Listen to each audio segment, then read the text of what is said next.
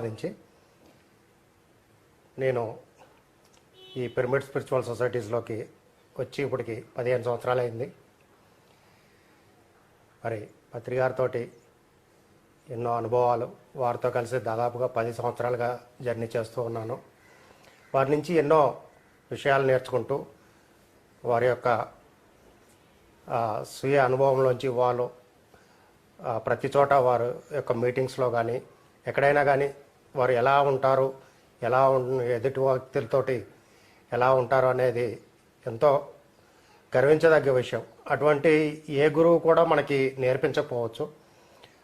నేను చూసిన వాళ్ళు ఎవరు కూడా అలా చెప్పలేదు. కానీ పత్రికారి విషయంలో ఇటువంటి విషయాల దగ్గర నుంచి నేను ఎన్నో నేర్చుకున్నాం. అలాగే స్వాధ్యాయం విషయంలో కానీ, మరి ఆనాపానసతి విషయంలో అయితే చెప్పక్కర్లేదు. మరి చిన్న చిన్న ధ్యానాలు చిన్న చిన్న లాభాలు, పెద్ద పెద్ద ధ్యానాలు పెద్ద పెద్ద లాభాలు అని చెప్తూ ఉన్నారు. మరి అటువంటిది ఎంతో సాధన ద్వారా మరి వారు నేర్పించిన చూపించిన మార్గం నుంచి ఎంతో జ్ఞానాన్ని కూడా తీసుకోవడం జరిగింది. మరి అలాగే కైలాసపురి కడతాల్ విషయంలోకి వస్తే 2007లో దాన్ని గురువుగారు ప్రారంభించడం జరిగింది. అక్కడ ఆ ప్రాజెక్ట్ని తీసుకుని 2009లో భూమి పూజ చేయటం దగ్గర నుంచి కూడా అక్కడ నాకు ఒక పాత్ర ఇవ్వటం జరిగింది.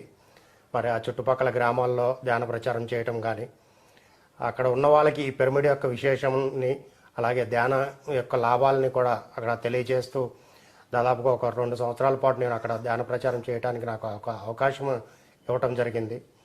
దాని తర్వాత మరి కైలాసపూర్లో ధ్యానమ చక్రాలు ప్రారంభమైన దగ్గర నుంచి 2012 నుంచి ఈ రోజు వరకు కూడా, అంటే 2019 వరకు కూడా ఎన్నో మరి ధ్యానయజ్ఞాల్లో నా వంతు పాత్రను నేను పోషించాను. మరి నాకు ఇంత గొప్ప అవకాశాన్ని ఇచ్చిన గురువుగారికి ఎలా కృతజ్ఞతలు తెలియజేసుకున్నా కానీ సరిపోదు. కాబట్టి మరి వారు ఏమీ ఆశించట్లేదు మన దగ్గర నుంచి. ధ్యానాన్ని ఎలా అందరిలోకి తీసుకువెళ్తారు అన్నది ఒకటే చూస్తున్నారు. మరి అటువంటి గొప్ప అవకాశం ప్రకృతి మనకి ఇస్తూ ఉంది. ఆ ఇచ్చిన అవకాశాన్ని మనం సద్వినియోగం చేసుకోవాలి. అది చేసుకుంటూ ఉన్నాను నేనైతే ప్రత్యేకంగా. మరి నాలాంటి మాస్టర్స్ ఎంతోమంది ఉన్నారు ఇక్కడ భూమి మీద. ఈ పిఎస్ఎస్ఎం మూమెంట్లో కూడా, ఈ పిఎస్ఎస్ఎం మూమెంట్ ద్వారా వాళ్ళు ఎంతో ప్రచారం చేస్తున్నారు. మరి ఈరోజు పత్రికారి పక్కన కూర్చుని మాట్లాడే అవకాశం రావటం నాకు నేను అదృష్టంగా భావిస్తున్నాను. నమస్కారం సార్. అయ్యా బాబు నమస్కారం. మరి 30 సంవత్సరాల మన పిఎస్ఎస్ఎం మూమెంట్లో ఈ రోజున ఇంత గొప్ప అదృష్టం, ఎన్నో లక్షల మందికి మనం ధ్యానం నేర్పించడం జరిగింది. మరి ఒక వ్యక్తిగా మొదలయ్యి పత్రికారు ఈ రోజున ఇంతమందికి ఎలా నేర్పించగలిగారు? అటువంటి అవకాశం మరి పిరమిడ్ మాస్టర్గా మనకి అది ఎలా సాధ్యమవుతుంది? దాని గురించి కొద్దిగా వివరించమని చెప్పేసి కోరుతున్నాను. అలా జరిగిపోయిందంతా. నాకు చిన్నప్పటి నుంచే నలుగురు పోగేసుకొని నేర్పించడం అలవాటు నాకు. అది క్రికెట్ కానివ్వండి, లేకపోతే చదువులు కానివ్వండి,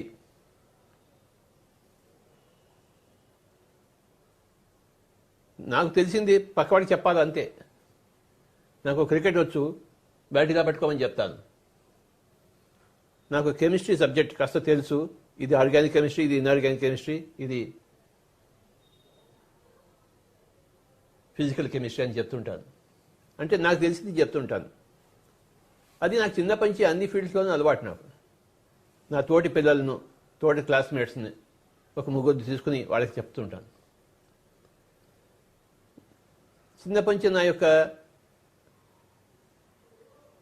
స్థితి ఎలా ఉందంటే, నేను స్కూల్లో చదివేటప్పుడు కాలేజ్ పుస్తకాలు చదివేవాడిని, కాలేజీలో ఉన్నప్పుడు పోస్ట్ గ్రాడ్యుయేట్ పుస్తకాలు చదివేవాడిని.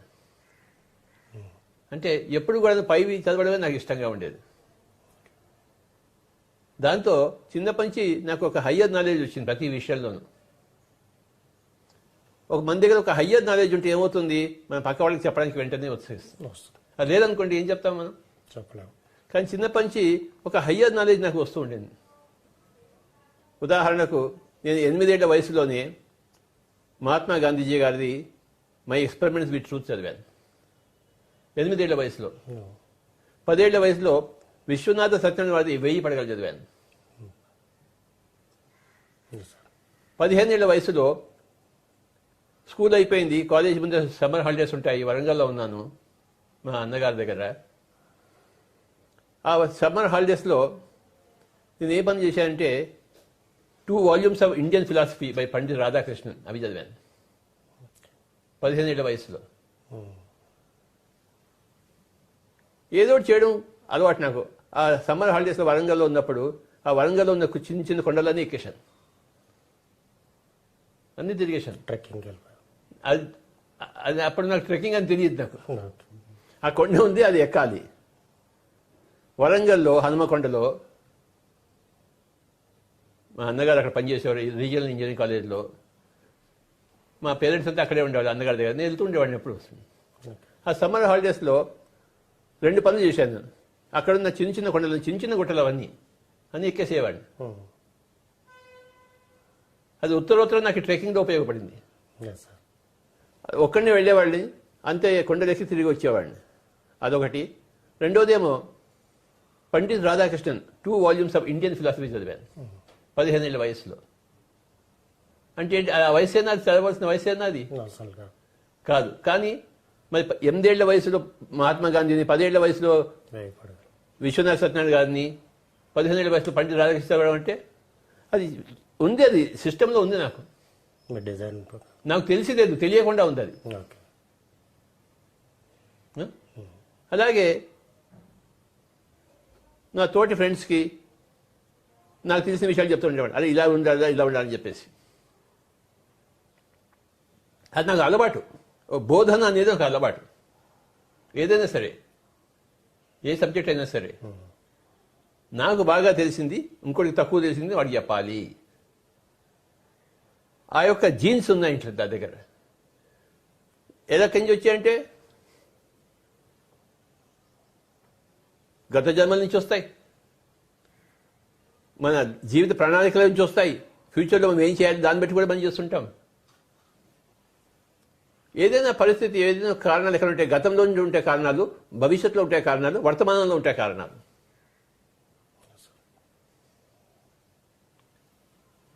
చిన్నప్పుడు నా వర్తమానంలో ఏంటి, నా అన్నగారు నాకు పెద్ద ఐడియల్. ఆయన గొప్ప మేధావి. ఆయన ఎప్పుడు క్లాస్లో ఫస్ట్, స్టేట్లో ఫస్ట్, మనమే క్లాస్లో మధ్యం. కనుక ఆ వర్తమానంలో ఉన్నాను, మా అన్నగారి వర్తమానంలో. కనుక నాకు స్టడీస్ మీద బాగా ఇంపాక్ట్ వచ్చింది. గతం నుంచి వచ్చి ఉంటుంది, ఎన్నో జన్మల నుంచి వచ్చే ఉన్నాం కదా మనం. సో గతం నుంచి వచ్చే కారణాలు ఉంటాయి, వర్తమానంలో ఉండే కారణాలు, భవిష్యత్తులో మనం ఏం చేయాలి దాన్ని బట్టి కూడా కారణాలు ఉంటాయి. ఒక పొలంలో మనం ఏ విత్తనం వేస్తాము, మార్కెట్లో ఏది బాగుందో చూసుకుని ఇది వేస్తే ఆ పంట టైంకి వచ్చేటప్పటికి ఆ రేట్ బాగుంటుందని తెలుసుకుని దాని ప్రకారం వేస్తాం కదా మనం. అంటే భవిష్యత్తు ప్రకారం మనం వర్తమానంలో విత్తనాలు వేసుకుంటాం. కనుక ఏ మనిషికైనా కూడాను 3 రకాలు ఉంటాయి. ఒకటి వర్తమానంలో పరిస్థితులు బట్టి, రెండవదేమో గత జన్మల నుంచి వచ్చింది, మూడవదేమో ఆ పర్టికులర్ సోల్ యొక్క భవిష్యత్ ప్రణాళిక. నేను ఆ కొండలు ఎక్కుతున్నప్పుడు నన్ను ఎవరు చెప్పలేదు కొండలు ఎక్కమని చెప్పేసి. బయటికి వెళ్ళేవాడిని, ఏదో చేయాలి కదా సమ్మర్ హాలిడేస్, ఆ కొండలు ఎక్కి వచ్చేవాడిని. అలవాటు అయిపోయింది నాకు. ఇలాగే ఒకసారి ఏమైందంటే, ఒక పెళ్లికి వెళ్ళాం మా ఫ్రెండ్స్తోని, భువనగిరి. రవీందర్ రెడ్డి అని మా క్లాస్మేట్ అగ్రికల్చర్ కాలేజ్లో, వాడి పెళ్లి ఉండింది భువనగిరి. అక్కడికి వెళ్ళాము, చూసి ఆ పెద్ద కోట కనబడింది. ఓకే, అదే ఎక్కి వస్తాను రా అని చెప్పాను. అందరు కలిసి వెళ్ళాము, వచ్చాము.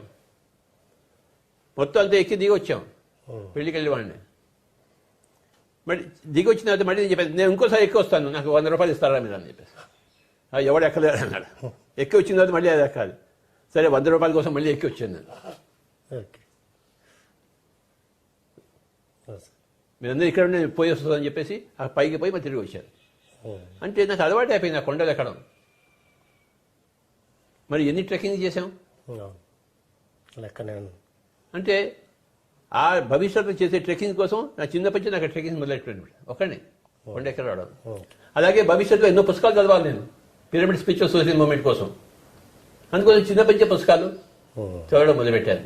అలాగే భవిష్యత్తులో ప్రపంచానికంతా బోధన చేయాలి నేను. కనుక చిన్నప్పుడే మా క్లాస్మేట్స్ పెట్టుకుని బోధన చేసేవాడు. బాగుంది చేశారు. అవును సార్. ప్రైవేట్ స్టడీస్ అని ఉండేవి కదా, అవును ప్రైవేట్ స్టడీస్ ఉండే సార్ అప్పుడు. అప్పుడు చాలా ఉండేదిలే.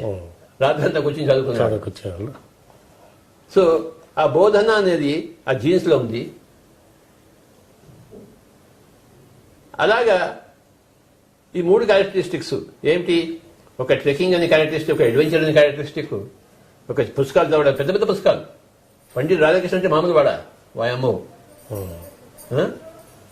కనుక గాంధీజీ గారి పుస్తకం ఎందుకు చదివారు? ఫస్ట్ ఆయనలా నేను కూడా తయారు కావాలి అని అప్పుడు నాకు తెలియదు. అప్పుడు ఎలా తెలుస్తుంది మనకి? చిన్నప్పుడు మనకి ఏమీ తెలియదు, అవును సార్. ఎవరికి ఏమీ తెలియదు. కానీ పెరుగుతున్న కొద్దీ మన సంగతి మనకు తెలుస్తూ వస్తుంది. జీవితం అంటే ఏమిటాయి అంటే మన గురించి మనం తెలుసుకోవడమే మన జీవితం. మన గురించి మనకి ఎలా తెలుస్తుంటుంది? మన చర్య, ప్రతి చర్య వల్ల మనకి మన గురించి మనకు తెలుస్తుంటుంది. సో ఆ కొండలు ఎక్కడ వలన ట్రెక్కింగ్స్ చేశాను, పుస్తకాలు చదవడం వల్ల ఎన్నో పుస్తకాలు చదివాను. ఆ బోధన వల్ల 2 కూర్చోబెట్టుకుని ఇప్పుడు 1000 మందిని కూర్చోబెట్టుకుని చెప్తున్నాను. అది అలవాటు నాకు. అవును సార్. ఆ విధంగా పిఎస్సీ ముందుకు సాగింది బాబా. నేనేం చేయను, అవును సార్. నా చేతుల్లో లేదు అది. మీరు ప్రారంభించారంటే అంతే అలా జరిగిపోయింది కథ. వెనక్కి తిరిగి చూసుంటే ఓయబో ఇంత జరిగిందా అని తెలుస్తుంది. అవును సార్. అది సంగతి. బాగుంది. మీరు ఇందాడ అన్నారు చిన్నప్పుడు ఎవరికి ఏం తెలియదని. అంటే నేను నా చిన్నతనంలో నేను విన్నాను సార్, చిన్నవాళ్ళు భగవంతుడితో సమానం పిల్లలు అని చెప్పేసి అంటారు. వాళ్ళకి 5-6 సంవత్సరాలు వచ్చే వరకు ఆగు చిన్నవాళ్ళే కాదు, అందరూ భగవంతుడితో సమానం. పెద్దవాడైనా ముసలివాడైనా వాడు భగవంతుడే బాబా. వాళ్ళకి అక్కడి నుంచి కనెక్టింగ్ ఉంటది, అన్ని వాళ్ళకి తెలుస్తాయి. అందుకని వాళ్ళు ఏది చెప్పినా సత్యం అందరికి తెలుస్తుంది. అందరూ భగవంతులే. సార్. పుట్టినా భగవంతుడే, పుట్టకపోయినా భగవంతుడే, పెరిగినా భగవంతుడే, చావడానికి రెడీగా ఉన్నా భగవంతుడే, చనిపోయిన తర్వాత కూడా భగవంతుడే. అవును సార్. మన అందరి యొక్క తత్వం భగవంతుడే. అది కంటిన్యూస్ గా ఉంటుంది ఎప్పటికీ. అది ఉండని స్థితి ఎప్పుడూ లేదు. ఆ స్థితిలోంచి మానవుడు మారిపోతున్నాడు. కనుక అదే అన్నిటికీ ప్రేరణ. సార్. మనకి తెలియకుండానే మనకి ప్రేరణ. ఇదే ఛాలెంజ్ గేమ్ అంటే. మనకి ఏమీ తెలీదు, మనకి అన్నీ తెలుసు. 2 అన్నీ తెలుసు కానీ ఏమీ తెలీదు. అన్ని తెలుసులోంచి ఏమి తెలియదులోంచి అన్ని తెలుసులోకి రావాలి మనం. అదే జరుగుతోంది సృష్టి యొక్క రచన. గొప్ప గేమ్ ఇది. మన గురించి మనం అలా తెలుసుకుంటూ పోవడం అనేది గొప్ప గేమ్. ఆశ్చర్యం వేస్తుంటుంది. మన గురించి మనం తెలుసుకుంటున్న కొద్దీ మనకి ఆశ్చర్యం వేస్తుంది. నేను చిన్నప్పుడు ఎలా ఉన్నా నాకు తెలుసు, ఇప్పుడు ఎలా ఉన్నా నాకు తెలుసు. ఆశ్చర్యం కాదా? ఏదో చెడ్డ చేసుకుని స్కూల్కి వెళ్ళేవాళ్ళము, ఓకే, జీరాలో ఉండేవాళ్ళము, మహబూబ్ కాలేజ్ హై స్కూల్కి వెళ్ళేవాళ్ళం కింగ్స్ వేలో, ఓకే. అది పెద్ద స్కూల్, అది మహబూబ్ కాలేజ్ హై స్కూల్ ఆ రోజుల్లో. ఆ స్కూల్కి వివేకానందుడే వచ్చాడు. వివేకానందుడు ఆ స్కూల్కి వచ్చాడు, మహబూబ్ కాలేజ్ హై స్కూల్కి. అలాంటి స్కూల్లో నేను చదివాను. అర్థమైందా?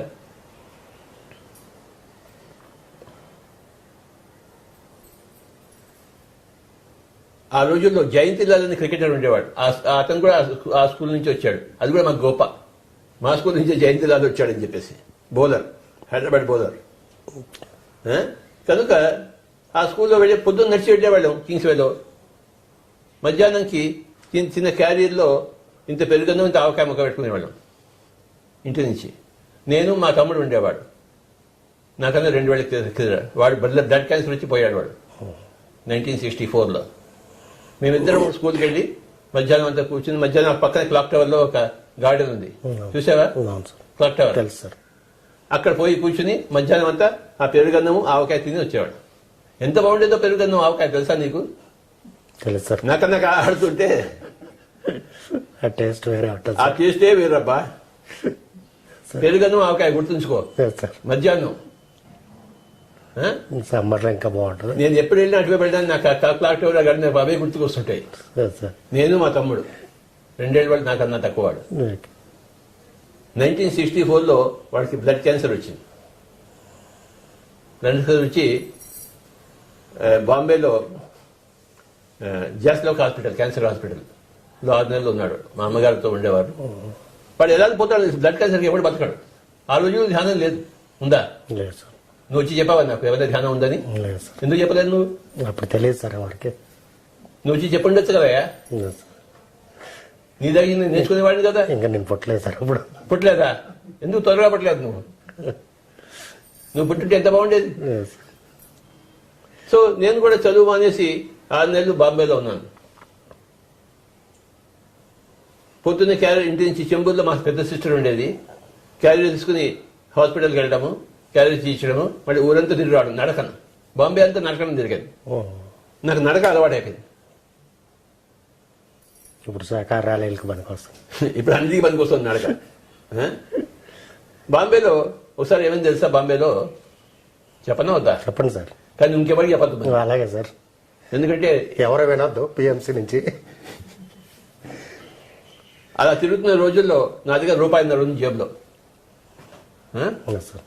ఏమి రూపాయి ఎంత ఉంది? ₹1.5. మామూలుగా అనుకుందా ₹1.5 అంటే? ₹100 సమానం సార్.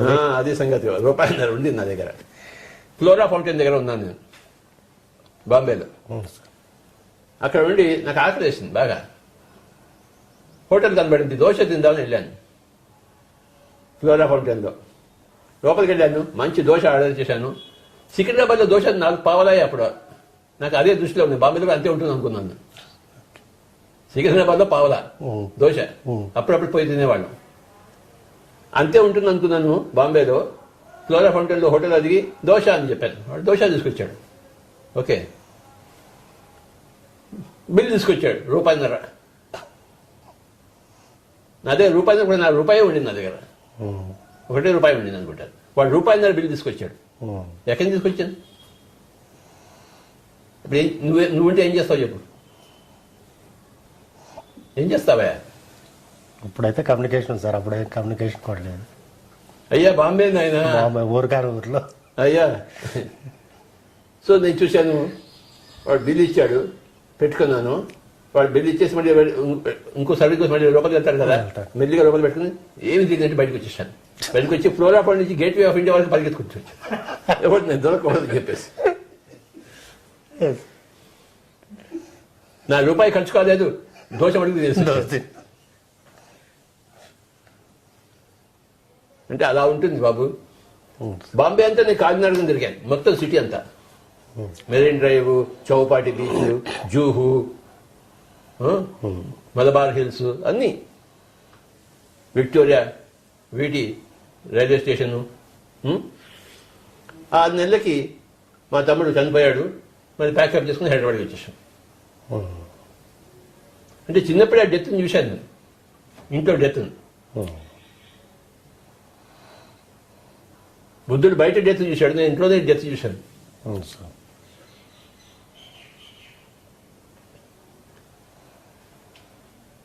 అది ప్రభావితం చేస్తుంది కదా అందరినీ. అది చేస్తున్నా కూడా నాకు తెలియదు. నాకు అప్పుడు పుట్టాడు, పోయాడు.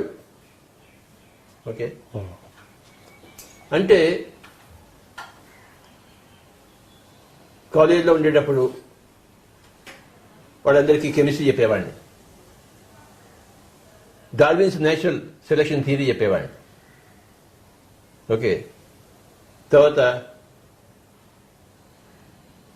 జెనెటిక్స్ చెప్పేవాడిని. అనుకోవాడు నేను ఎక్కువ చదివేవాడిని కదా, అవన్నీ చెప్పేవాడిని. నేను 18-19 సంవత్సరాలు వచ్చేసరికి నేను ఇంగ్లీష్ లిటరేచర్ అంతా చదివాను. షేక్స్పియరు, చాసరు, మిల్టను, స్పెన్సరు, ఏజీ గార్డినరు, డోస్టావెస్కీ, టర్జనెవ్, టాల్స్టాయ్ అంతా చదివేశాను.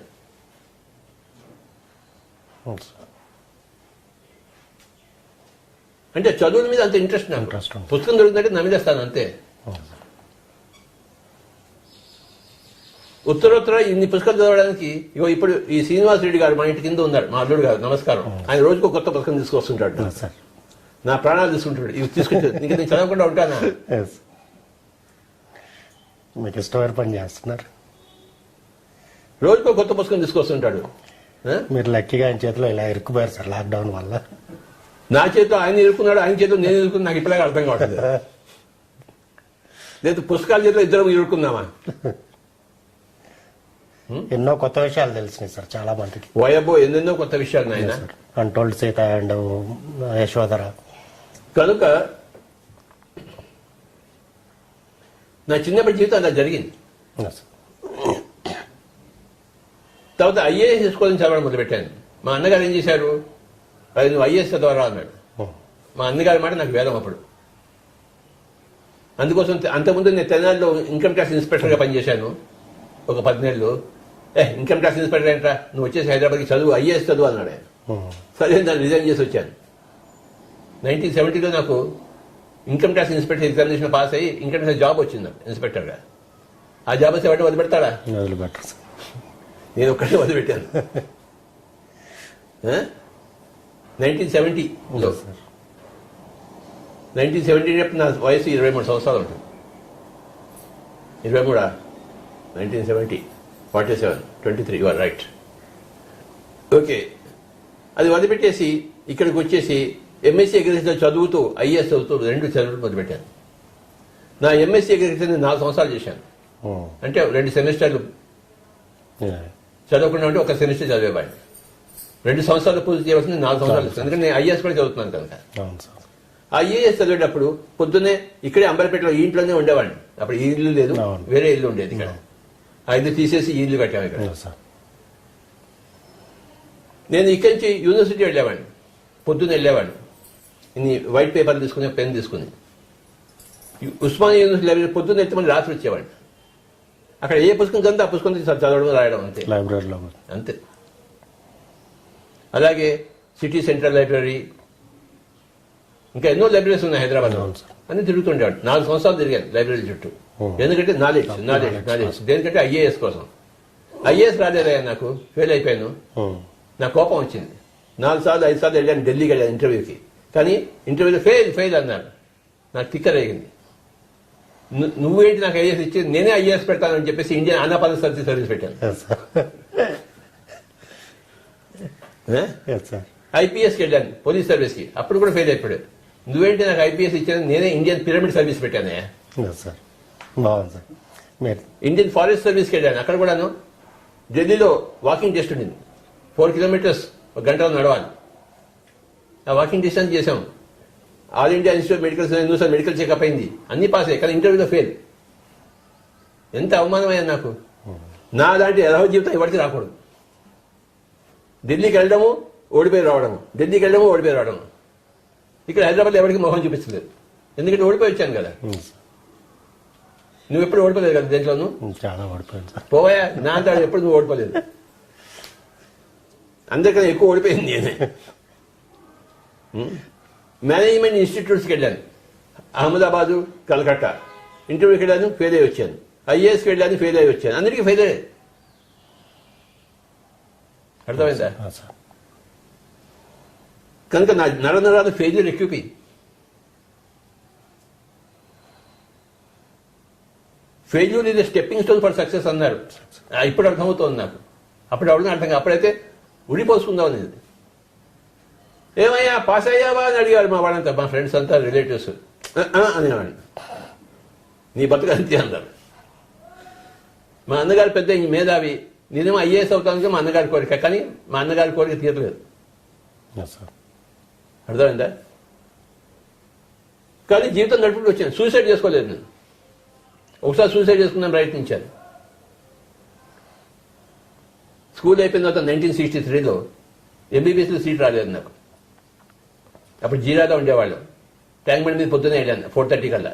అలా తిరిగాను, ఎవరు లేడు అక్కడ ట్యాంక్ బండ్లో. దూకుదాం చూశాను. ఎంబీబీఎస్లో సీట్ రాస్తే ఇంకెందుకు అదో బతుకు?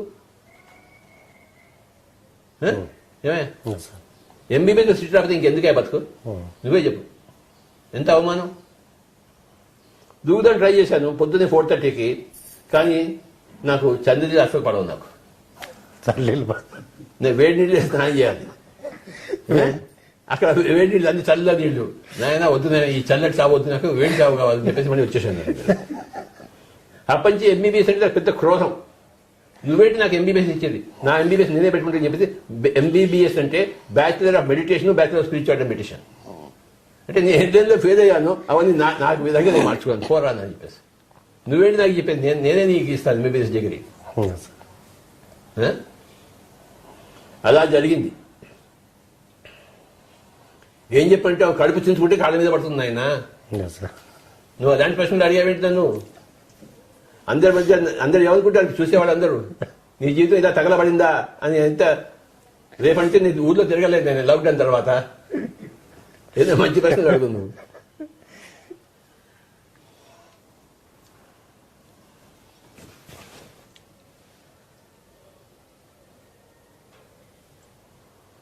మీకు అసలు ఈ స్పిరిచువాలిటీలోకి అసలు ఎందుకు రావాలనిపించింది సార్? స్పిరిచువాలిటీలో చాలా రకాలు ఉన్నాయి, కానీ ఆనాపానసతినే ఎందుకు పట్టుకోవాలనుకున్నారు? అవన్నీ తెలియదు నాయన.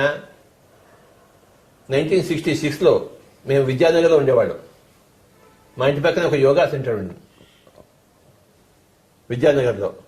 ఓ రోజు కాలేజీకి వెళ్తుంటే యోగా సెంటర్ బోర్డు కనబడింది విద్యానగర్లో. ఏంటో చూద్దాం వెళ్ళాను. నాకు అంత క్యూరియాసిటీ. ఏ పుట్టలో ఏ పాము ఉందో ఇలా గెలికేవాళ్ళం అనమాట. ఆ యోగా సెంటర్కి వెళ్ళాను 1966లో.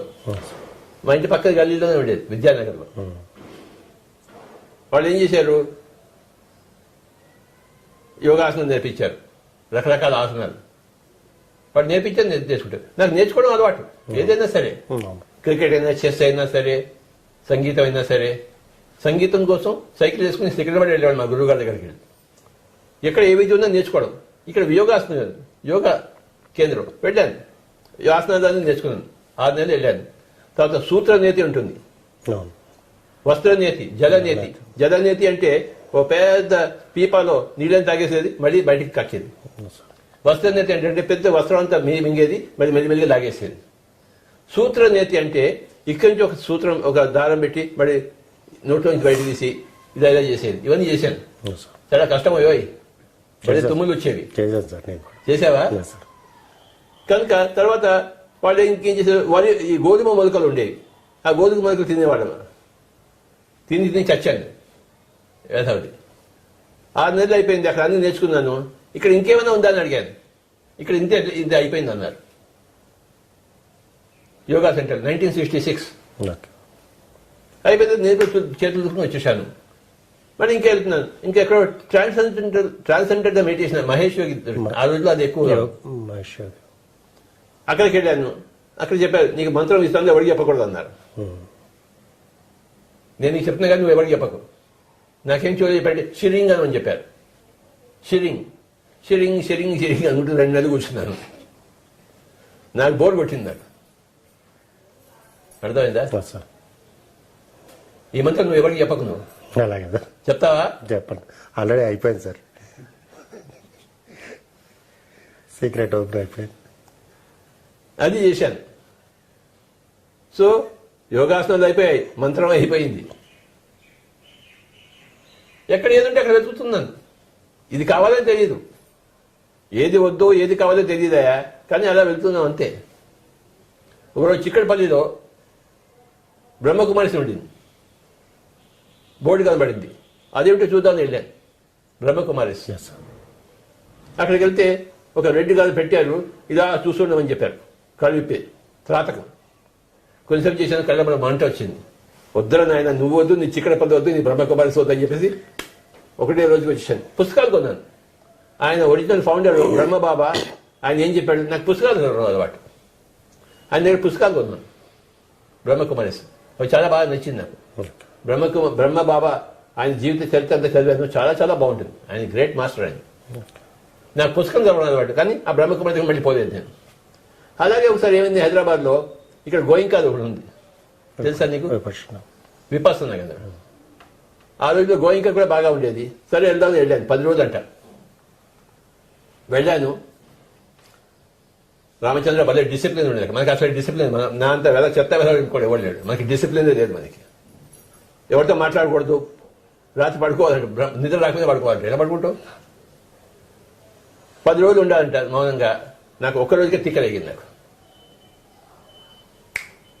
పెట్టే బెడ పట్టుకుని వచ్చేసాను. మనకి ఎక్కడ కుదురు లేదబ్బా. నచ్చితే చేస్తాము, నచ్చకపోతే చేయము. Yes. పుస్తకాలు కొన్ని మట్టుకు వస్తాను. ఏమిటో చెప్పాడు వాళ్ళు ఏం చెప్పారు? ఆ సత్యనారాయణ గోయిక గారు ఆయన జీవిత చరిత్ర ఏమిటి, ఆయన బర్మాకి వెళ్ళాడు, బర్మా నుంచి వచ్చాడు, అవన్నీ విషయాలు తెలుసుకోండి. అది ఇంట్రెస్ట్ మనకి.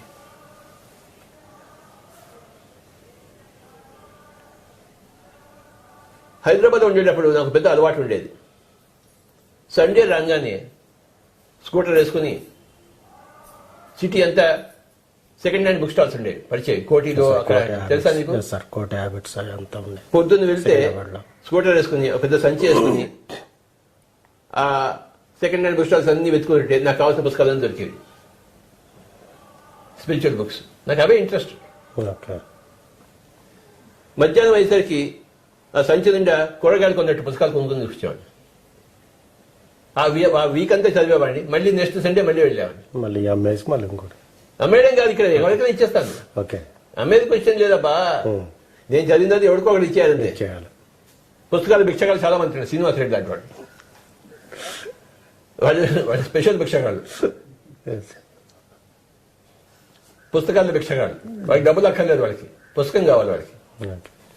నేను ఎన్ని పుస్తకాలు కొన్నానో నాకే లెక్కలేదు. జీతం వస్తే సగం జీతం నాకు, సగం జీతం ఇంట్లో. నాకంటే దేనికి? పుస్తకాల కోసం. మిగతా సగం జీతం ఇంట్లోనే. ఎవరు మాట్లాడడానికి వీలేదు ఇంట్లో. అమ్మా ఎంత ఇస్తే అంతే సర్దుకో. సో ప్రతి సండే అలా మార్కెటింగ్ వెళ్ళేవాడిని నేను. ఎన్ని పుస్తకాలు దొరికాయో, 3 రూపాయలు, 4 రూపాయలు, 5 రూపాయలు మంచి మంచి పుస్తకాలు. మేరీ కొరెల్లి అని ఒక ఆవిడ ఉంది, ఆవిడ గొప్ప పుస్తకాలు రాసింది. నాకు 3 రూపాయలు దొరికింది. మేరీ కొరెల్లి ఆవిడ అద్భుతమైన అనుభవాలు చెప్పింది. ఒకసారి ఆవిడ షిప్లో వెళ్తుంటే ఒక పెద్ద షిప్ అంతా కనబడింది ముందర. ఆ షిప్లో చాలా మంది ఉన్నారు, కొన్ని వేల మంది ఉన్నారు. వాళ్ళంతా ఏవో పని చేసుకుంటున్నారు. ఆవిడ కంటికి కనబడింది. ఆవిడకి ఒక గంట సేపు కనబడి మళ్ళీ షిప్ అంతా మాయమైపోయింది. ఇలాంటి అనుభవాలు ఉన్నాయి బాబా. మేరీ కొరెల్లి. కనుక నాకు 3 రూపాయలు పుస్తకం. 3 రూపాయలు ఖర్చు పెడితే ఎంత వచ్చేది నాకు జ్ఞానం. వాయబ్బో. ప్రతి సండే పుస్తకాల వేట. మిగతా చేపల వేట వెళ్ళేవారు, నేను పుస్తకాల వేటకి వెళ్ళేవాడు.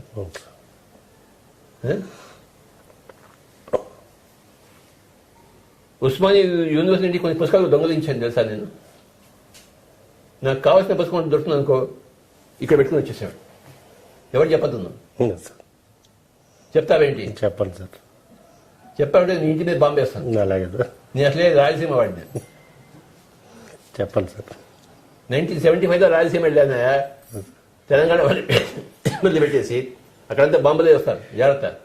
నేను అక్కడ పెరిగినవాడిని. ఇక్కడ తెలంగాణలో పుట్టినా రాయలసీమలో పెరిగినవాడిని. అక్కడ పెరిగా. అర్థమైందా? నా దగ్గర రాయలసీమ కల్చర్ చాలా ఉంది. ఇక్కడ పుస్తకం పెట్టుకుని వచ్చేసామండి, ఎవరికి తెలియనట్టు.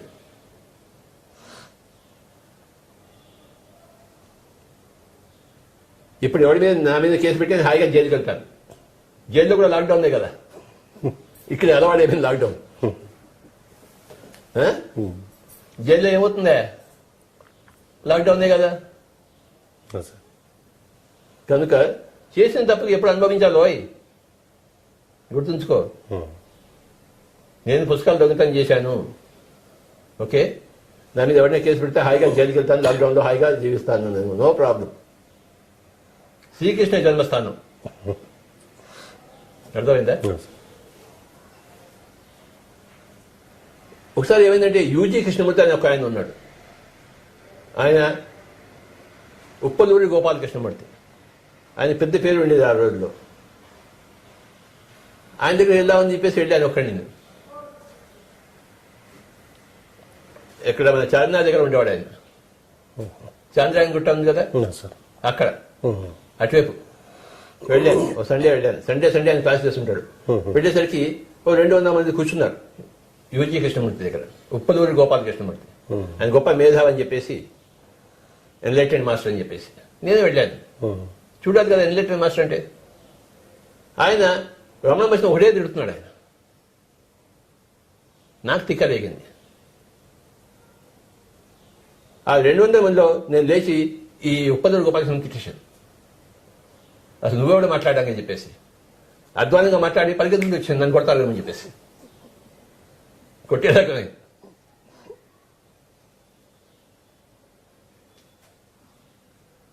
ఉప్పులూరు గోపాలకృష్ణ పడితే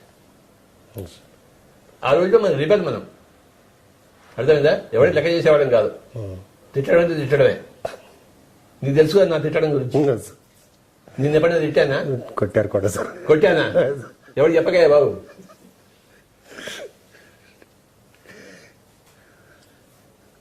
తర్వాత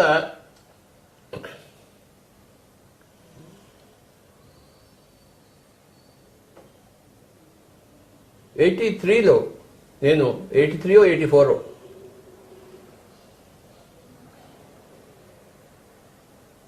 ఏదో మంచి సొసైటీకి చేరాలని నేను థియోసాఫికల్ సొసైటీకి చేరాను హైదరాబాద్లో తెలుసా అవును సార్. ఏదో చేయాలి కదా మనం థియోసాఫికల్ సొసైటీలో చేరాను మెంబర్గా చేరాను ఇక్కడ ఆఫీస్ దగ్గర వాళ్ళ మెయిన్ ఆఫీస్ ఉంది అక్కడ పోయి నేను పుస్తకాలు చదువుకుంటూ ఉండేవాడిని అక్కడ నేను ఒక్కడే కొన్నాను మిగతా అంతా 70 ఏళ్ళు 80 ఏళ్ళు వాడు అంత ముసలివాడు రోజు పుస్తకం చదువుతూ ఉంటారు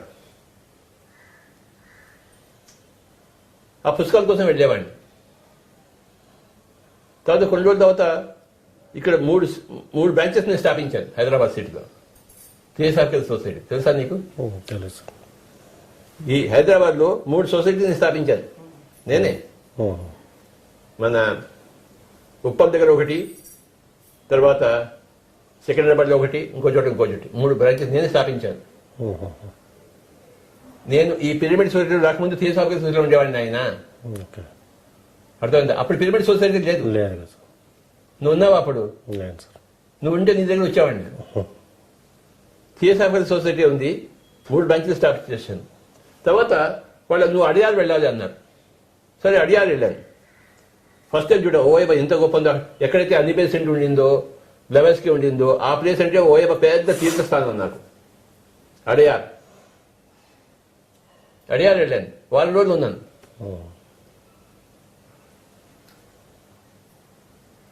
నైన్టీన్ 85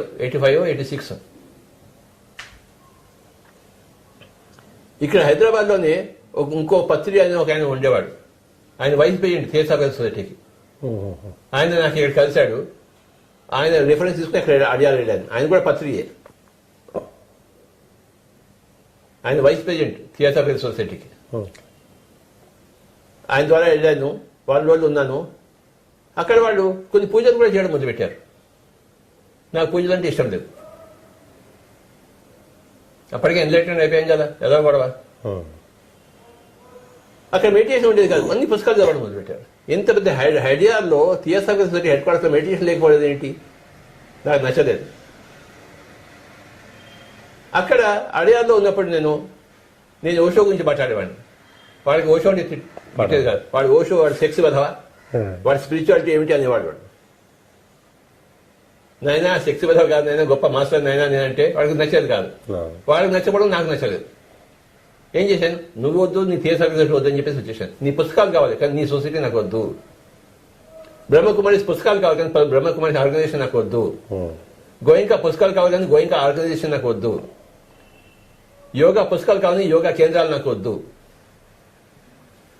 మహేష్ యోగి పుస్తకాలు కావాలి కానీ ఆయన ఆర్గనైజేషన్ నాకు వద్దు నాకు ఏ ఆర్గనైజేషన్ నచ్చలేదు నాకు అలాగే 85లో ఓషో దగ్గరికి వెళ్ళాను ఆయన చూసొద్దామని చెప్పేసి కారు వేసుకుని వెళ్ళాం ఇక్కడి నుంచి పూణేకి ఒక గ్రూప్ ఆఫ్ పీపుల్ అక్కడ వాడు నువ్వు ఏదో గౌన్ వేసుకోవాలి లేకపోతే ఓషన్ చూడడానికి గౌన్ వేసుకోవడం లేదా బాబా ఇచ్చా వెళ్ళా కానీ 150 రూపాయలు కట్టి గౌన్ కట్టి ఓషన్ చూడడానికి అక్కడ పెద్ద ఒక బుద్ధ పిరమిడ్ అని ఒకటి ఉంది పిరమిడ్ ఉంది పిరమిడ్ చుట్టూ పెద్ద నెట్ ఉంది ఆ నెట్ లోపలికి వెళ్ళాలన్నమాట బుద్ధ హాల్ అది చూసి వచ్చాము కానీ ఓషో కనపడలేదు ఆయన ఒప్పుడే ఒంట్లో బాలేదు ఆయనకి ఏమని చూడటం లేదు 85లో వెళ్ళాను పూనాకి తిరిగి ముఖం వచ్చేసినాను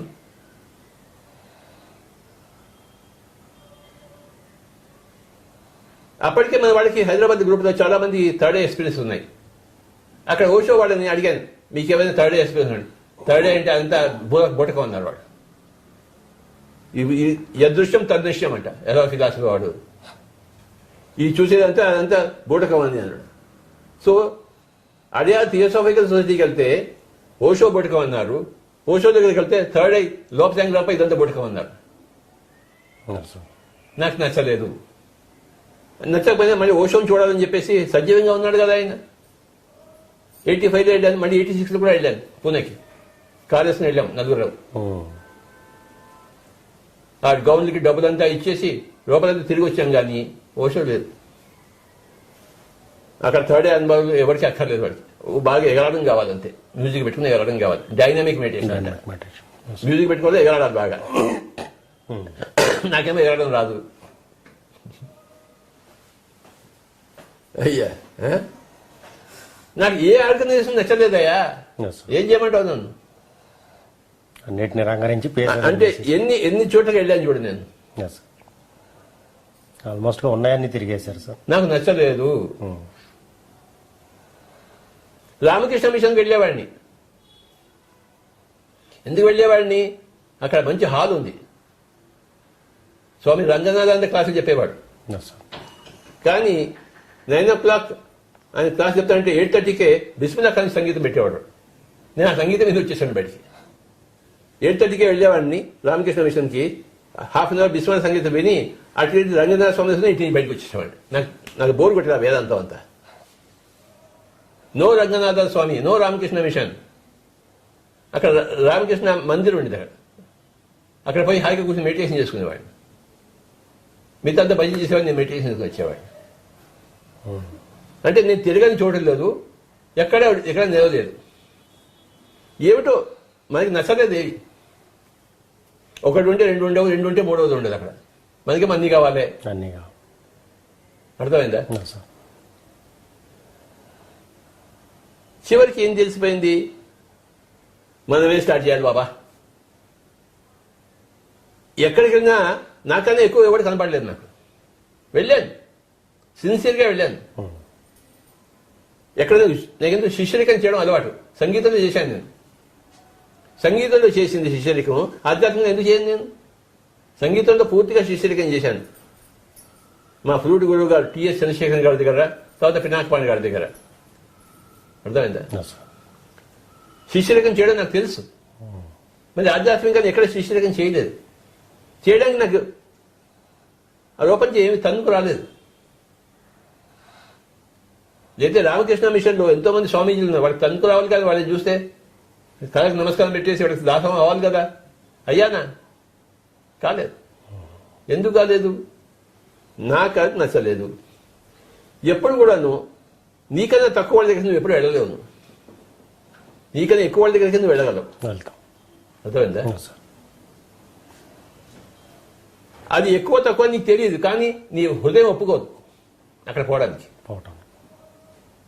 నీకు బ్రెయిన్ పరంగా నీకు తెలియదు ఏది గొప్ప ఏది గొప్ప తక్కువ అని చెప్పేసి, కానీ నీ హృదయం చెప్తుంది ఇక్కడ కాదురా అని చెప్పేసి. సో నేను తిరగని చూడలేదు. అయితే పుస్తకాలను చదివాను. ప్రతి వాళ్ళ ఆర్గనైజేషన్ పుస్తకాలు నాకు చదవడం ఇంపార్టెంట్. ఏ ఆర్గనైజేషన్ అయినా. అడాల్ఫ్ హిట్లర్ అయినా మైండ్ క్యాంప్ చదివాను, కార్ల్ మార్క్స్ది దాస్ క్యాపిటల్ చదివాను.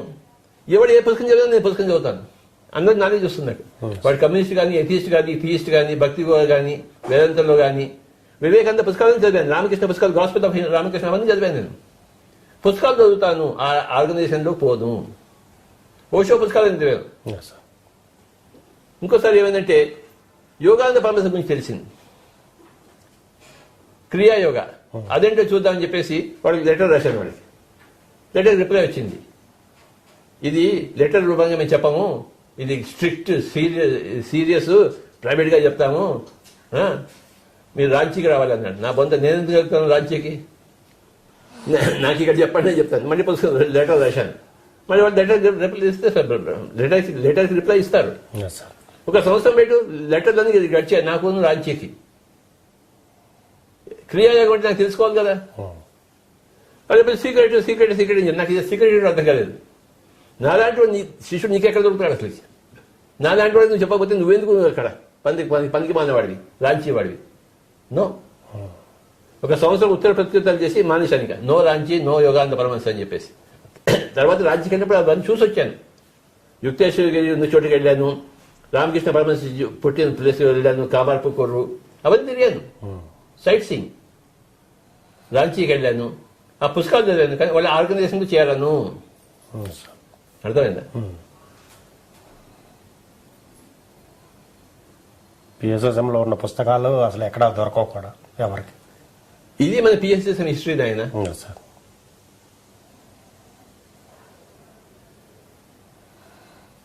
అలా ఎన్నో సంవత్సరాలు గడిచిపోయింది నా జీవితంలో. చివరికి ఒకరోజు పిఎస్ఎస్ఎం బోర్డు దొరికిందా, నమస్కారం పెట్టి అందులో చేరాను నేను. ఏదో కొత్తగా ఉంది పిరమిడ్ మూవ్మెంట్ అంటే ఇందులో చేద్దామని అందులో చేరి అందులో మెంబర్ అయిపోయాను. ఖాయం అయి వేసుకున్నాను. కర్నూలులో ఖాయం చేసుకున్నాను. కర్నూలులో షౌరీ గారి ఇంట్లో ఉండేవాడు. ఆయన పుస్తకాలు బాగా చదివాడు. ఆయన దగ్గర పెద్ద ర్యాక్స్ అండ్ ర్యాక్స్ పుస్తకాలు ఉండేవి. ప్రిన్సిపల్ లోకల్ స్కూల్లో, మేరీస్ హై స్కూల్లో. ఆయన దగ్గర నేను ఫస్ట్ టైం లోక్సంగ్ రంపా గురించి చదివాను. సేతు పుస్తకాలు ఆయన దగ్గరే ఫస్ట్ చదివాను.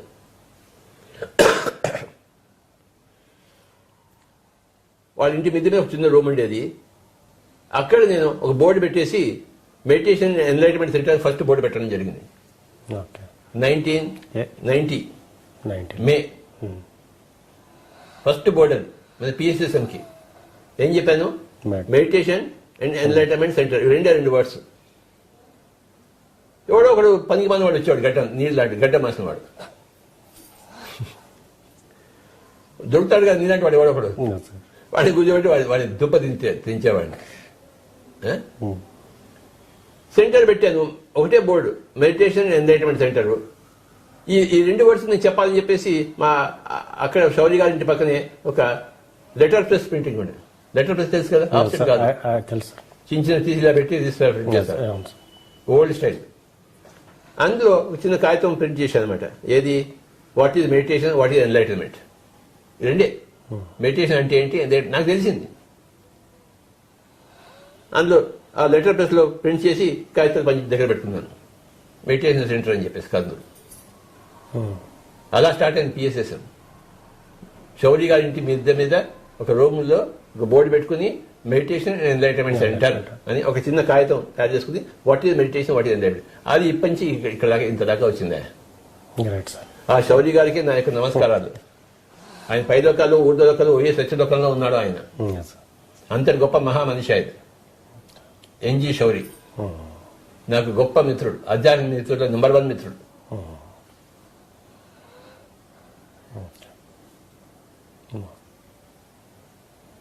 కర్నూలు నాకు చాలా ఇచ్చిందయ్యా. కర్నూలులో నాకు అన్నీ దొరికాయి. నాకు తెలంగాణలో ఏం దొరకలేదు. నీ తెలంగాణలో ఇక్కడ పుట్టి పెరిగాను కానీ నాకేం దొరకలేదు. నాకు కర్నూలు అన్నీ దొరికాయి. కర్నూలులోనే రామచంద్రారెడ్డి అని మా ఫ్రెండ్ అన్నపాన్స్ దొరికింది. ఎన్జి శౌరి గారు గొప్ప ఫ్రెండ్ దొరికారు. అక్కడే సదానంద యోగి గారు దొరికారు. అక్కడే బీవిరెడ్డి గారు దొరికారు. అక్కడే ఫస్ట్ పిరమిడ్ వచ్చింది. కర్నూలు నిర్ణయించుడు.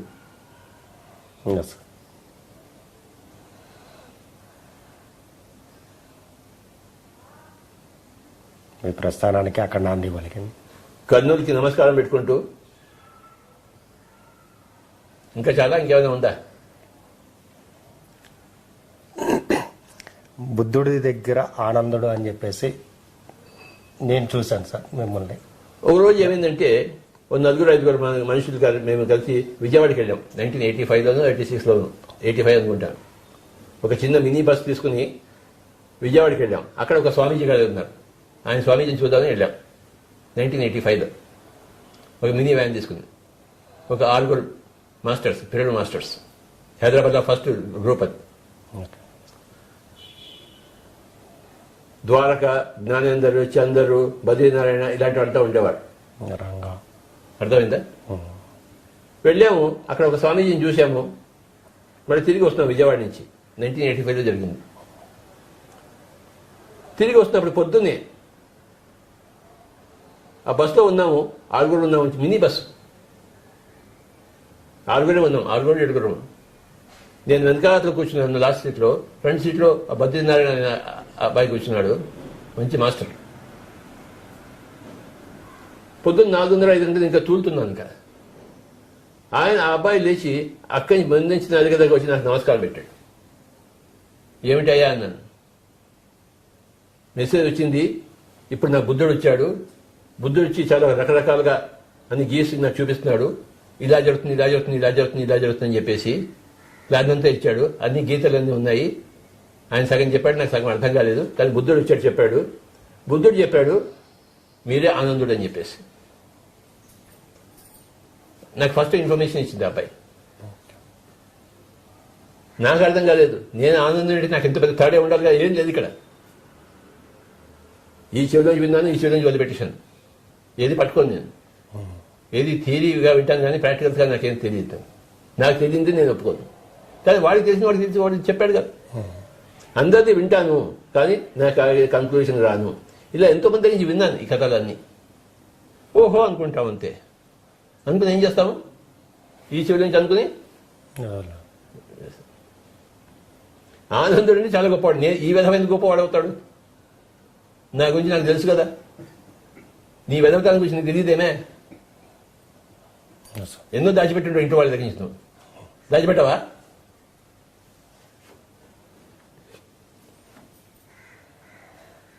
నాకు తెలుసు నా పనికి మందుతాను. అంత గొప్ప ఆనందుడు నేను అవుతాను. కానీ వాడు చెప్పింది అపనమ్మకం లేదు, వాడు చెప్పింది కరెక్టే. ఓకే, నేను విన్నది కరెక్టే, కానీ నాకు దానికి సంబంధం లేదు. అది సంగతి.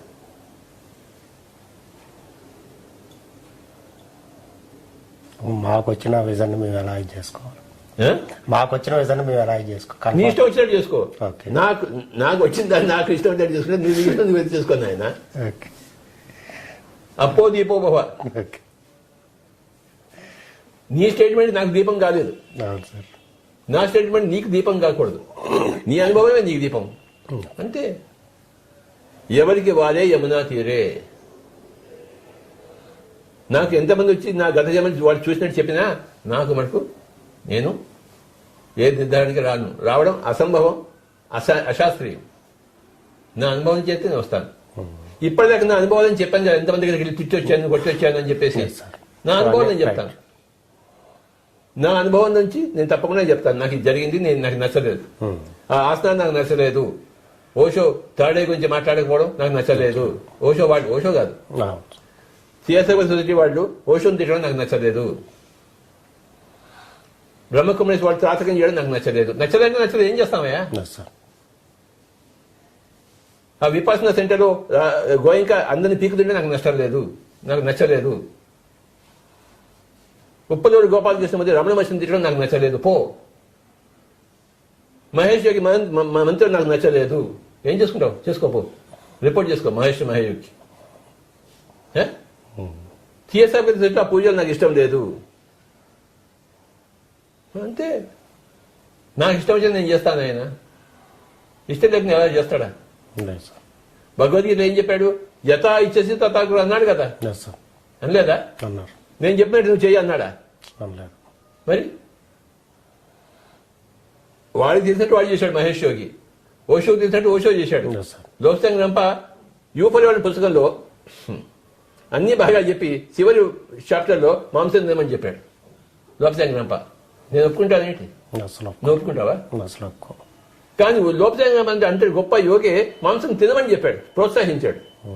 నేనేం చేశాను? ఆ తర్జుమా చేసినప్పుడు తెలుగులో ఆ చాప్టర్ తీసి పడేశాను.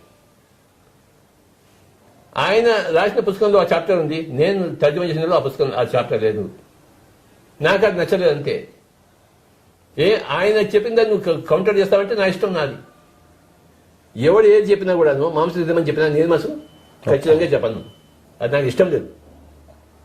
మా అన్నగారే మాంసం తింటే మొదలుపెట్టాడు హాంకాంగ్కి వెళ్ళి.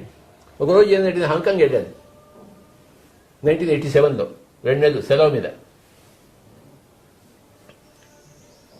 మా అన్నగారు అంటే నాకు ప్రాణం. ఆయన రాముడు, నేను లక్ష్మణుడు. నీకు రామలక్ష్మణుడు కథ తెలుసా నీకు? రామాయణం తెలుసు. రాముడు ఎలాంటి వాడు, లక్ష్మణుడు ఎలాంటి వాడు? అలాంటి వాడు నాకు మా అన్నగారు. ఆయన రాముడైతే నేను లక్ష్మణుడిని. ఆయన దూకమంటే దూకుతాను. కానీ ఒక రోజు ఏమైందంటే ఆ హాంకాంగ్లో 1987లో, హాంకాంగ్ తెలుసా నీకు? హాంకాంగ్ అన్ని బాగానే ఉన్నాయి, రోజు బాగానే, అన్ని బాగా నవ్వుతూ అన్ని బాగున్నాయి. ఒక రోజు ఏమైందంటే ఆ ఫ్రిడ్జ్ తీసి చూశాను, ఇంత పెద్ద మాంసముద్ద దొరికింది, కనబడింది నాకు.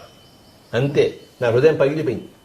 మా సొంత రాముడు మా అన్నగారు నన్ను పెంచి పెద్ద చేసిన అన్నగారు మాంసం తింటున్నాడా ఈ బ్రాహ్మణ కులంలో బట్టి నా తల్లి నా తండ్రి దగ్గర పుట్టేసి ఎలా ఉంటుంది చెప్పా. ఇంట్లో ఉన్న ఫ్రిడ్జ్లో ఇంత పెద్ద మాంసం ముద్ద ఉంటే నా వల్ల అవుతుందా? కట్. నో రాముడు, నో అన్నగారు, అయిపోయింది. దాంతో అయిపోయింది,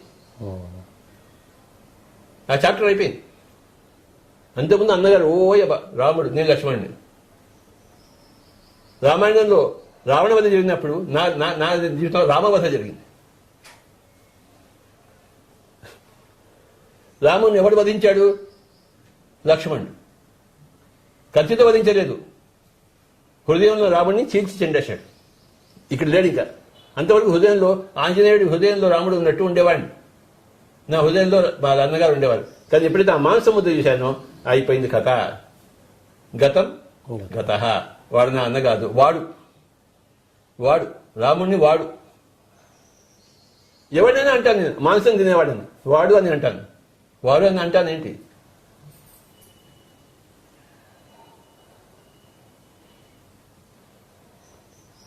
ఆ తర్వాత ఏమైందంటే మళ్ళీ ఇండియాకి వచ్చిన తర్వాత మా అన్నగారి పిల్లలు ఉన్నారు, వాళ్ళు నా దగ్గరికి వచ్చేవారు. వాళ్ళకి నేను ఆటోమేటిక్ రేటింగ్ ఇవన్నీ నేర్పించేవాడిని. వాళ్ళకి బాగా మెసేజ్ వచ్చేసేవి. ఇది మా అన్నగారికి నచ్చలేదు.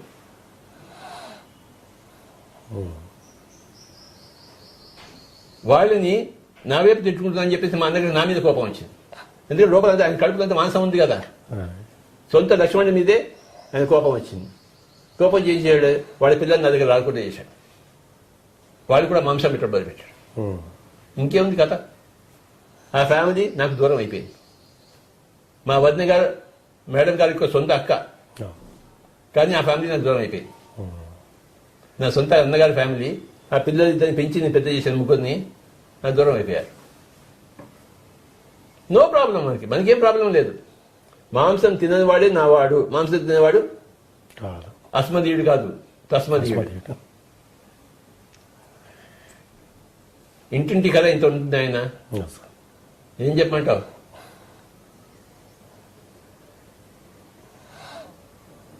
నా జీవిత కథ రామవధ కథ. రాముడినే లక్ష్మణుడు వధించాడు. ఇది నా కథ. నా కుటుంబం కాకుండా పోయింది. ఇప్పుడు నీ కుటుంబం, చంద్రశేఖర్ కుటుంబమే నా కుటుంబం. ఆయన thank you sir. Pyramid master కుటుంబమే నా కుటుంబం. నా కుటుంబంలో అందరూ శాకాహారులే, అహింసాపరులే, అందరూ ధ్యానులే, అందరూ యోగులే. అలాంటి వాళ్ళతోనే ఉండేదే నా కుటుంబం. ఇక్కడ అంబర్పేట ఇంట్లో ఉన్నాను, మా పక్కింట్లో అక్కడ పక్క గదిలోనే మా పెద్ద సిస్టర్ ఉంటుంది. మా బావగారి దగ్గర నేను ఎంతో పెరిగాను. మా పెద్దక్క, బావగారు వాళ్ళు పూజలు చేస్తుంటారు, ధ్యానంలోకి రాలేదు. కట్. మాంసం తినేవాళ్ళు కట్టు, పూజలు చేసేవాళ్ళు కట్టు, డాక్టర్ దగ్గర వెళ్ళేవాళ్ళు కట్టు. మా సొంత అక్క, బావగారు పూజలు చేస్తుండేవాడు. ఆ ఇంటి కాకి ఇంటి మీద వాళ్ళు, ఈ ఇంటి కాకి ఆ ఇంటి మీద వాళ్ళు. ఏవి కొట్లాటలు ఏం లేవు. వాళ్ళు పూజలు చేస్తున్నారు, నేను ధ్యానం చేస్తున్నాను. నేను పూజలకు ఎగెన్స్ట్. నేను స్వామి దయానంద సరస్వతి శిష్యుడిని. ఆయన ఏం చెప్పాడు? పూజ మెట్టు కాదు అగడత అని చెప్పాడు. ఏం చెప్పాడు? పూజ మెట్టు కాదు అగడత. ఆయన ఎంత గొప్ప పుస్తకం వేశాడు, సత్యార్థ ప్రకాశం అని చెప్పేసి, స్వామి దయానంద సరస్వతి. ఆర్య సమాజ్ కంటే వెళ్ళేవాడిని. ఆర్య సమాజ్ పుస్తకాలని కొన్ని చదివాను. సత్యార్థ ప్రకాశం, గోపీచంద్ అని ఉండేవాడు, గ్రేట్ మాస్టర్ తెనాల్లో, పండిత్ గోపీచంద్. ఆయన పుస్తకాలన్నీ చదివాను నేను. ఎన్ని పుస్తకాలు చదివానో లెక్కే లేదు ఆయన. ఏమని చెప్పను నేను? జీవితం అంతా చెప్పినా ఈ పుస్తకాల గురించి నాకు చరిత్ర కంప్లీట్ కాదు. పండిత్ గోపీచంద్ బ్రహ్మాండంగా రాశాడు. స్వామి దయానంద సరస్వతి ఆయనకి గ్లాస్ పొడి చేసి విషం ఇచ్చి చంపారు. నీళ్లలో గ్లాస్ పొడి వేసి తాగండి స్వామీజీ అని చెప్పారు. ఆయన కనబడుతుంది అక్కడ, తాగేశాడు ఆయన.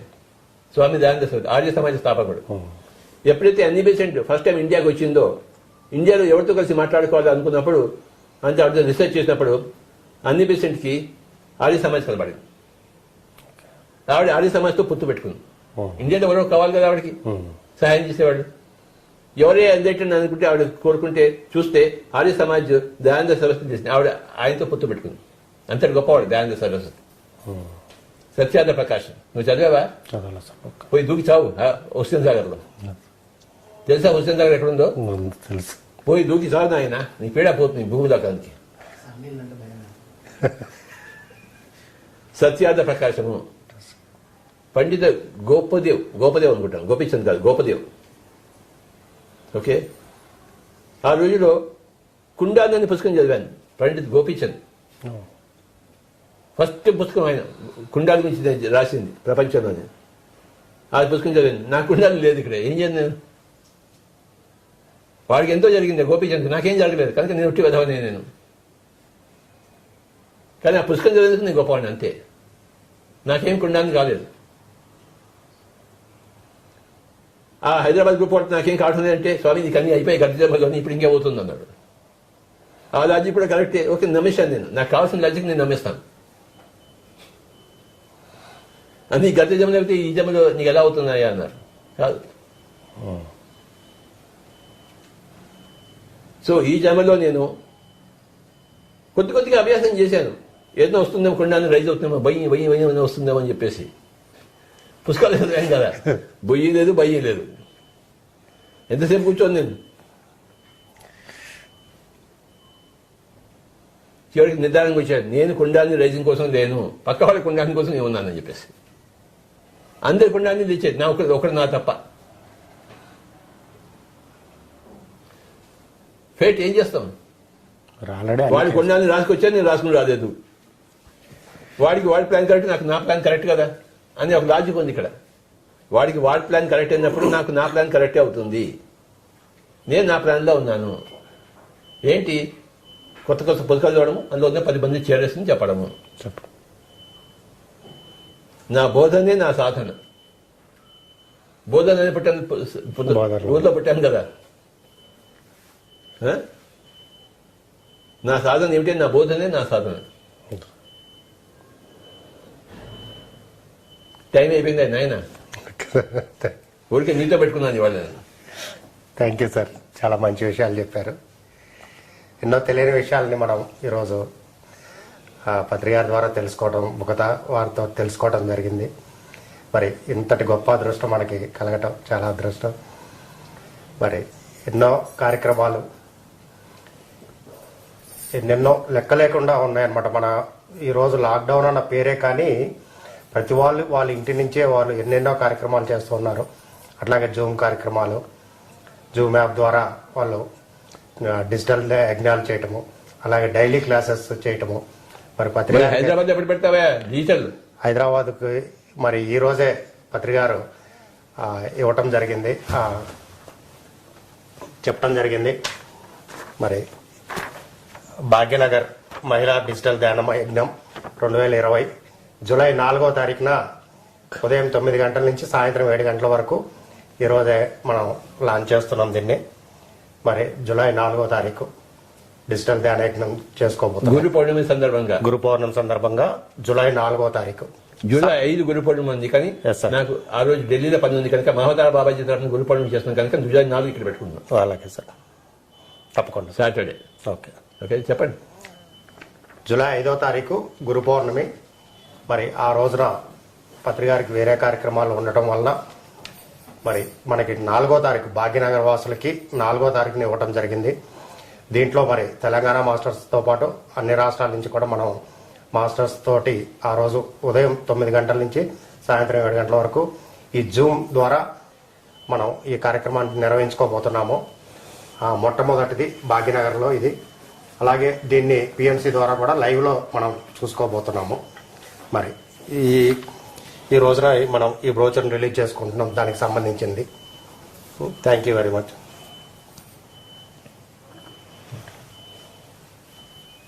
నౌకాంత్ ఎనీ అనౌన్స్మెంట్స్? ఇప్పటిదాకా నేను చెప్పినవన్నీ మర్చిపోండి. మీరు మర్చిపోవడానికి ఇది ధ్యానం.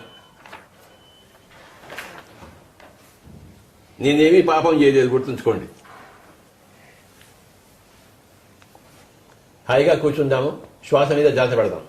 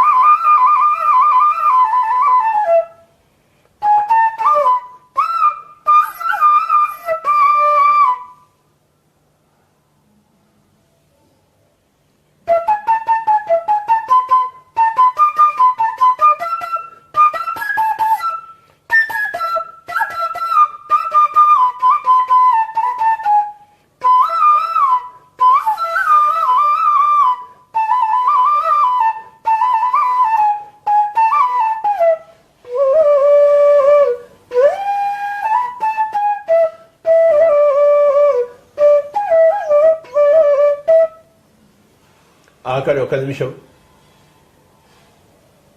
శ్వాస మీద ధ్యాస, శ్వాసానుసంధానం.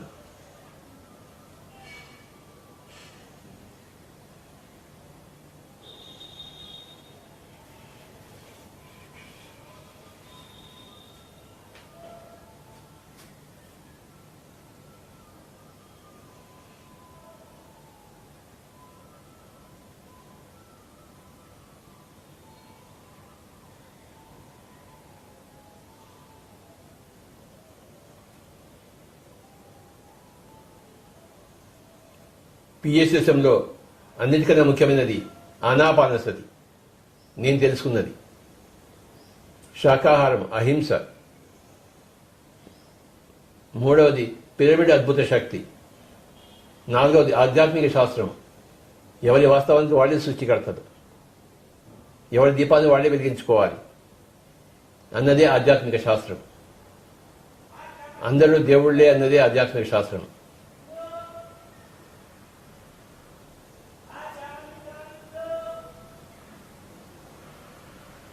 అందరూ నారాయణులే. అందులో కొంతమంది లక్ష్మీనారాయణుడు, కొంతమంది దళిత నారాయణుడు, కొంతమంది రాక్షస నారాయణుడు, కానీ అందరూ నారాయణులే. అందరూ వాస్తవానికి భగవంతుడే. భగవంతుడు కానివాడు ఎవడు లేడు.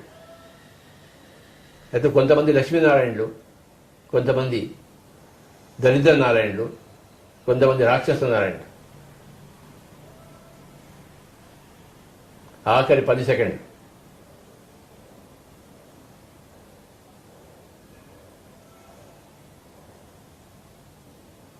తొమ్మిది, 8, 7, 6, 5, 4, 3, 2, 1, 0. రెండు చేతులు రెండు కళ్ళ మీద పెట్టుకుందాం. My dear friends, 5 seconds. 5, 4, 3, 2, 1, 0. రెండు చేతులు తీసేది కళ్ళు తెరుస్తూ